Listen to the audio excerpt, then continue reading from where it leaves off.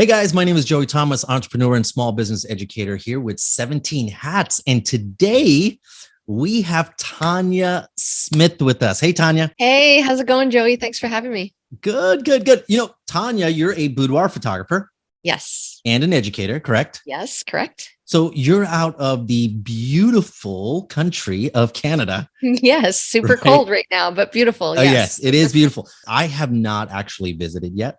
Oh, it is beautiful. I know, I'm ashamed of that. And I love the mountains and I want to go out there. I have a cousin out in Banff, I want to go visit, right? Beautiful. You need to go. Yeah. So welcome. Thank you for visiting with me today. Mhm. And Tanya, how long have you been in business now? I've been shooting boudoir since 2011, and I've been teaching photographers since 2018. Oh, fantastic. Yeah. Fantastic. And Tanya, you're Wow. you're one of the 17 Hats ambassadors, correct? Yes. And so which is fantastic. And so I'm curious, since you've been doing this 2011, that's a really good period of time, right? Yeah. Yeah. Because the stats out there say, and they differ a little bit depending on where you read it, but in 5 years, only about 80 to 90%, like 80 to 90% actually shut down. Yeah. Right. Yeah, and so when you make it past that point, you're doing something right.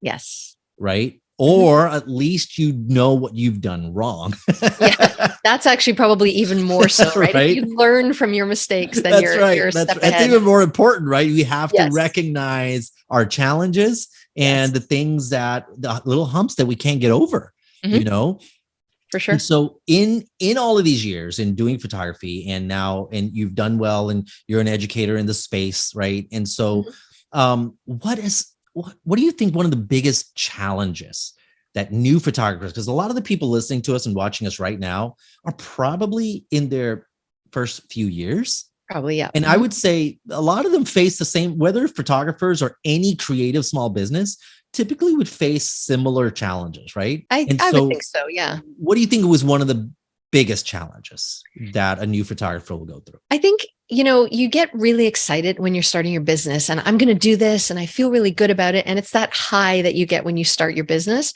But then reality hits when you need to find clients. So now you kind of go, okay, I'm ready. Where's my client? I think, marketing and consistently marketing and finding those clients, I think that's one of the biggest challenges for sure. And it's a constant challenge too. It's not like it goes away. I mean, it's so hard to grow a business if you don't have clients to grow it with. Yeah. Then it's a hobby, right? Now you're just doing it for fun, which is fine too. But so there's, when it comes to marketing, there's so much stuff out there. And I will say it can feel a little daunting. Because you hear about the amount of money that can get thrown into marketing and, people are afraid of losing it. It almost feels like gambling. Yeah, true. If you don't mind sharing with us, right? I would love to know when it comes to marketing, because I know the ears have perked up, right? Because there is not a single, you show me one business out there. I don't care how good you're doing. Yeah. You're going to want to know how to market better. Yeah, absolutely. It's the first thing you should know because, and I say this all the time, you do not have to be the best photographer to make a lot of money in photography, but you do have to be a good marketer and a business person, right? So I think a lot of us start out kind of learning lighting and learning posing and learning all of this technical stuff, which is great, but you do not have to be the best photographer to make good money. And in fact, I was making great money and I look at my pictures now and I go, those are not so great, but I was still making, thousands per client because I was marketing properly. And obviously the experience is important as well.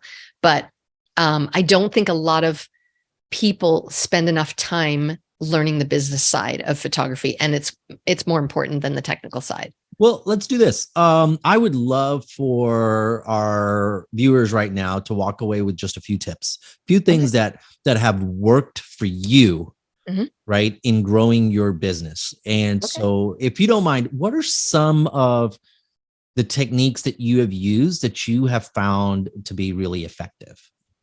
Yeah. So like you said, there are tons. I could name off 100 ways to market. We obviously can't market 100 ways or even 50 ways as a business owner, a sole owner. So I think it's important for you to find the marketing things that work for you. And as a boudoir photographer, for me, I'll just give you a few, but one of the big things was I did a lot of shows and expos at the beginning. So it was local shows in my local area. And it was bridal shows, but I was not a wedding photographer. So bridal shows, when you go there, are saturated with wedding photographers.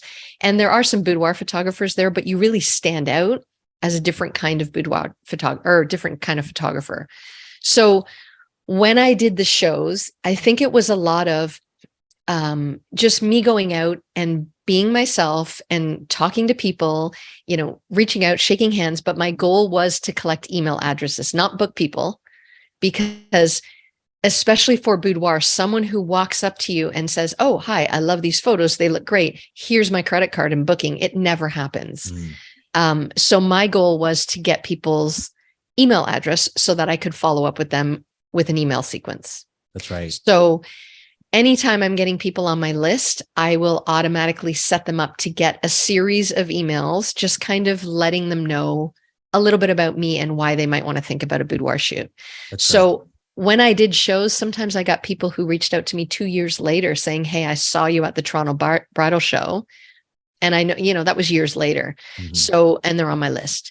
So I think one of the biggest thing is, when you put yourself out there, whether it's a bridal show or, hitting up local lingerie shows or whatever, or lingerie stores and meeting the owners, whatever it is, your goal should be to collect email addresses and then nurture them with an email sequence. And the sequence is not selling. It's, answering frequently asked questions is actually the best emails that I found. So what do I do at a boudoir shoot if I don't know how to pose? What if I don't know what to wear? And these are questions that you're going to answer and solve for them. And it's going to let your ideal client trust you more. Yeah. And when they trust you more, then they want to do a shoot with you. You're adding value into that community of people, right? Yes, exactly. And I can imagine at shows, they might be with their mom, they might be with their fiance. Exactly. They might be with a group of girls that, maybe it's embarrassing. I don't know, whatever it is, they may not want to book right there. Absolutely.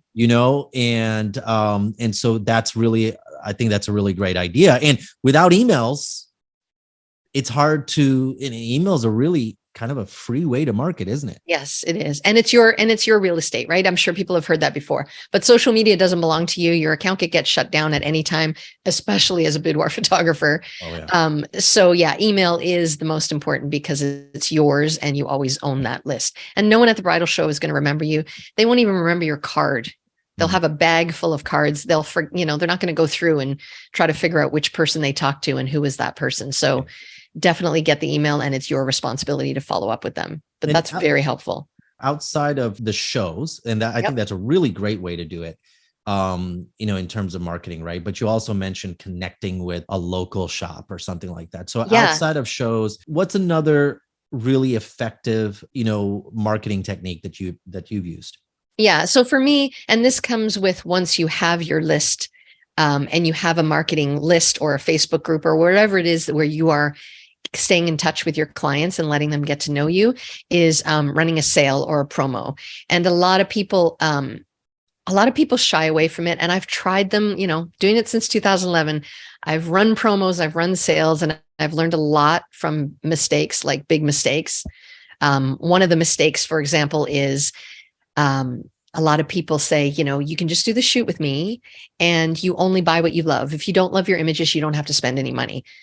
Please don't do that, because sometimes people just want the experience of getting their hair and makeup done and having a shoot and feeling like a rock star. And then they don't buy anything because you told them they didn't have to. So, I don't do that anymore. And I go into detail with that, in my pricing classes and stuff. But if you run a sale, the last sale I ran, I made $87,000 in sales just from the sales alone. And because I structure it, I discount the session fee. So instead of paying $395, they only pay $99. And I give them some extra things that are valuable to them, but they don't cost me a lot of money. For example, the digital images of any that you purchased, right? Doesn't cost me anything. And an app, a smartphone app with the images that you purchased. So they don't get any images with their $99 session fee, just like normal, but they get these extra things that are on my price list for, a value, a lot of money. If they purchase more, correct? If they purchase, yes, with your purchased images. So if someone buys 20 images from me, normally they have to, if they want them in an album and they want the digital copies, they have to pay for the digital copies of those 20 images. Mm-hmm. But when I run a promo, they get those. So it's a value, right? It's like you're getting a $395 session fee plus the $700 digital copies of what you purchase, plus the $400 smartphone app of your purchased images. And it's a value of this much for only $99. So those book up my calendar. I run them once a year, sometimes once every 2 years, and they book up my calendar for months ahead, sometimes too much, because when I get inquiries, I have no spots left because my promo has taken it up. That's fantastic. So yeah, the way to strategically run a promo and, have the sales wording and all that kind of stuff is important, but they definitely work. And you get a lot of people who cancel, and you get a lot of people who, end up asking you, how many pictures do you get for $99? Like, it's a lot of work. Yeah. But it's worth it because, you book 10, 20, 30 people. And if you're making a good average sale, you're golden. So I do love a good sale, and I do teach exactly how to do that sale. You can run it on Black Friday or whatever, but those are really good ways to get a good burst of clients in and a good chunk of money. Now, real quick, without going too deep into this, is there a particular place that you are posting the promotion? Are you doing any paid ads? Are you just putting it on social media? Yeah. So at the beginning, I did paid ads because I didn't have a huge list. Now I don't need to. I have a private Facebook group for women. It's very active. It's a really fun group. We don't talk all about boudoir, but it's a way for them to get to know me, because boudoir, you really need to trust your photographer. It's a scary thing to do. And if they don't know who I am, I'm not going to get the booking. So a lot of people do it just because they feel like I really connect with you. I really feel like I can trust you. And, so I market in the group first. They get first dibs. And then and my email list, of course. But at the beginning, I ran some paid ads on Facebook, and, paid ads are great, but they take a lot of testing to find out what works. So you do find you will get a lot of people who don't read the details and expect to get photos for $99. And that's okay. That's part of it. Yeah. You're going to spend, when you launch it, you're going to spend those 2 or 3 days answering DMs, PMs, emails on how many photos do you get for $99, because people don't read, but that's okay. That's part of it. So you first mentioned, the importance of getting emails, right? So that you can have people to market to. Yes. Then once you have those emails, you have these sales and promotions, right? And then, the ones that respond, you book something.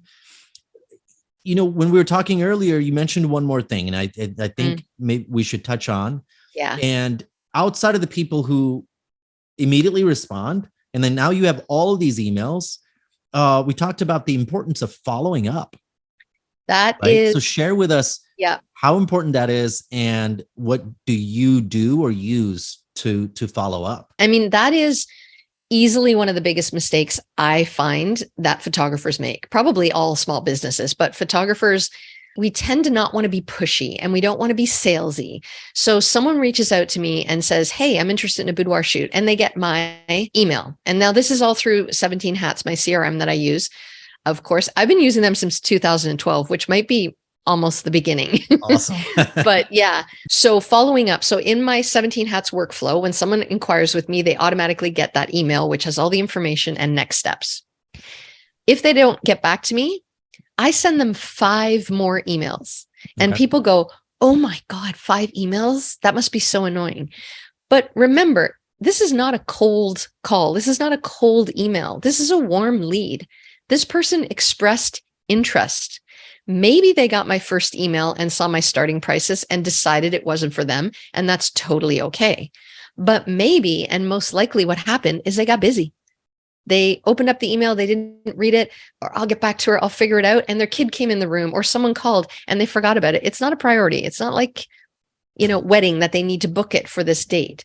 So most likely what happened is they just forgot about it. So I send another one and they're all very polite. It's not, hey, where the hell did you go? It's, hey, just want to make sure you got my email. And if you have any questions, and then there's another one. So I send them, every 3 to 5 days. I set it all up in my workflow in 17 Hats. So they get follow-up 1, follow-up 2, follow-up 3, follow-up 5. And the last one is, hey, I don't want to be a bother. Just let me know if you're not interested anymore and I'll close out your file. And almost every time someone will answer me. And it might be I'm too busy or, it's too much money for me at this point. Yeah. Which is fine, which means that maybe they just don't see the value in it yet. But now I have them on my email list and I've already invited them to join my Facebook group, which hopefully they did. So even though when they inquire, because like I said, I've been with 17 Hats since 2012. So when I get an inquiry, I can search their email to see if they inquired with me before. And by now, a lot of those people I see, oh, she inquired back in 2018, told me it was too expensive and she was not interested, but she stayed in my world and ended up booking with me because of how she felt connected to me, the know, like, and trust factor. So that is one of the biggest mistakes. If you get an inquiry, it's gold. Someone really was already interested. You would never have met that person. Tell me, where do you use a program like MailChimp for your marketing versus using 17 Hats to follow up? So I use Flowdesk. I started with MailChimp, but I use Flowdesk instead. So that is my email list that I keep with, any of my inquiries or anything like that.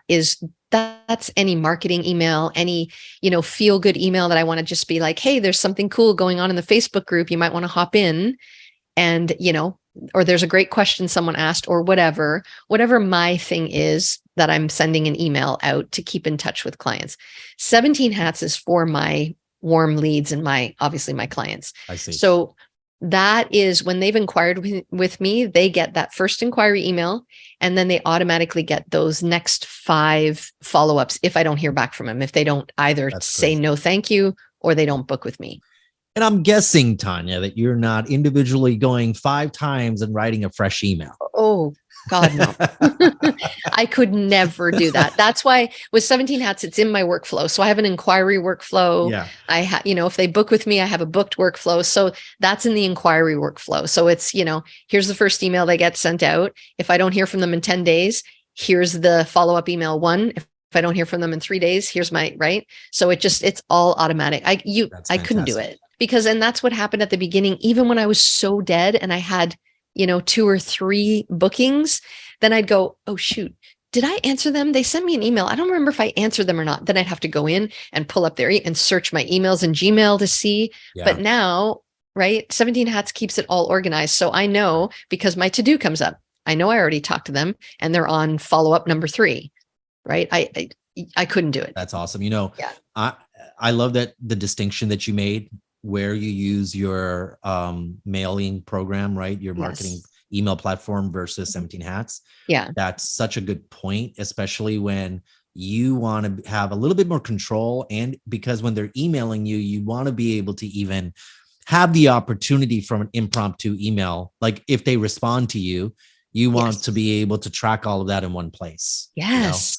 Yeah. And so, for sure. so all of that is there. That's fantastic. And so, yes, those automations, those, are gold, right? Yeah. And I'm a bit of a control freak. So I know some people automatically send out those emails and let 17 Hats do it, which is great, but I don't. I still go in and make sure that I'm saying, so for example, if someone inquires and says, hey, I'm getting married in April and I wanted to set up a boudoir shoot, I send them that inquiry email, but at the beginning I'll put, hey, congratulations on your wedding here. And then they get the rest of it. So I always personalize a little bit that inquiry email, usually personalize it. And same with the follow-ups, That's right. So those I just make sure they're ready to go out and then send them. But 17 Hats has your, the to-dos that you have to do. You just go through. And you know what? And if you wanted to make it fully automated, you totally use this, if you have these like little drop-down options on your lead inquiry, right? So getting married and want a boudoir, right? Yeah.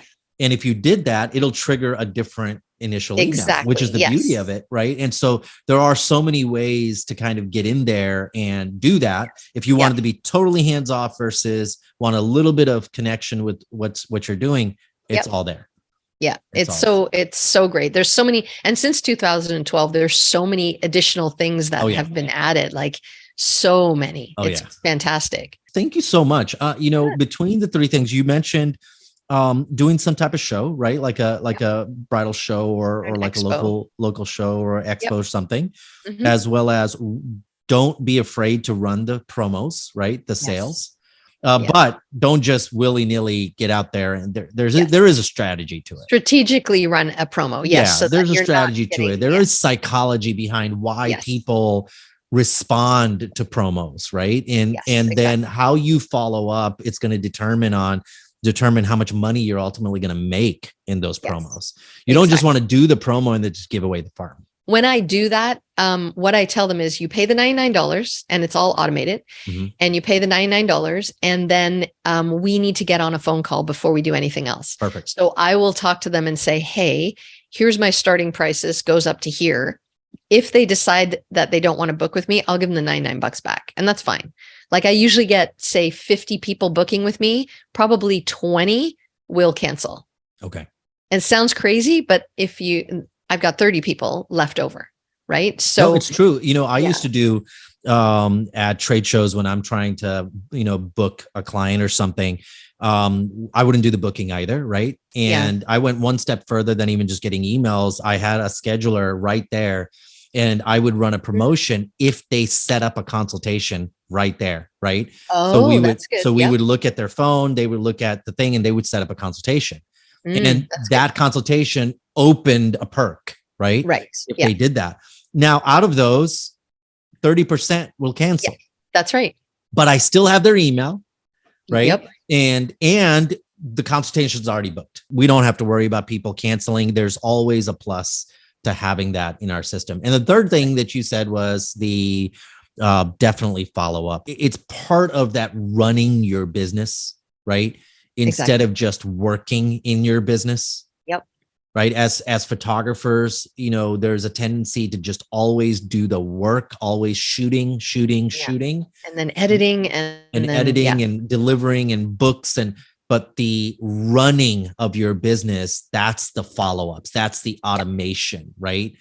That's making sure the promos are out there. That's more crucial. If I didn't have 17 hats, I would have had to hire a VA, right? Because all of these things, like you can't spend all of your time doing all of that. You won't be able to book people and shoot people. Yeah. So you either need to hire someone, which is a heck of a lot more expensive, or you have this CRM where 17 hats kind of has everything organized for me and in one place. So I feel everybody says to me, you're so organized. I love your emails. They're so, and I'm like, it's a workflow that I set up once and I don't have to do it again, but thank you. Right? Yeah, right. My questionnaires, everything is all in there, and it just makes you look very professional, and it keeps your every experience is the same and it's consistent with all your clients. So it's a lifesaver. That's great. Well, Tanya, thank you so much. That was a lot of gold right there you gave us. and so I know there's a lot to be taken from that, and at least there's going to be some wheels turning. Of how we should be setting up our business and how crucial the marketing portion of it is. Absolutely. Before all of that. So I really appreciate it. So Tanya, where can we find you on social media? Yeah, thank you. I'm on Instagram mostly. It's Tanya L. Smith .photography. Smith is a very common name, so I had to be creative. On Instagram, but you can find all my information on profitableportraits.com, which is my education site. Profitableportraits.com. Right. Okay. Fantastic. Well, guys, thank you so much for watching. And thank you, Tanya, for doing this for us. Right. This was fantastic. There's a lot of value to be had here. And if you haven't liked the 17 Hats channel, do so right now and subscribe. We will be back with more great small business entrepreneurs, just like Tanya. And till next time, guys, we'll see you again soon.